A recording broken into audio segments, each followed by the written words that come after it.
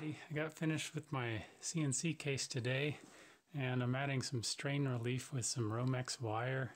Just drilled some holes, push it through, and then I can really tighten down these little big ends that come in. And man, it really cinches down this wire.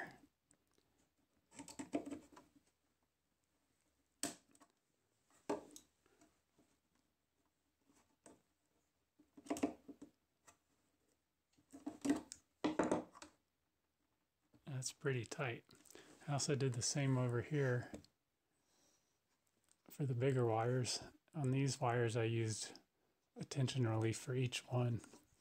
And luckily the wire exits from the bottom outside the case, so none of this wire could short circuit any of the circuits inside. But let me open it up and show you.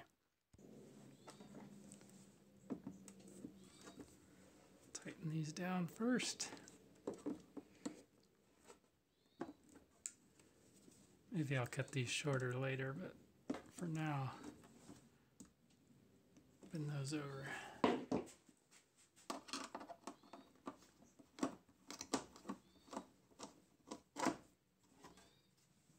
Ta-da! Got all my circuits packed in here. The LEDs for X, Y, and Z, I'll need to drill holes so I can see them. But the other ones for the power connectors, they're visible, although I might use some aquarium tubing to make a light pipe. So from the other side, this is where I get to plug in my power. Use blue, and I guess I'll use red today. There we go. So that's where I need a light pipe. I'll put some aquarium tubing around the LED and then push it up to the ends or drill these holes bigger and just make the aquarium tubing come out of the holes.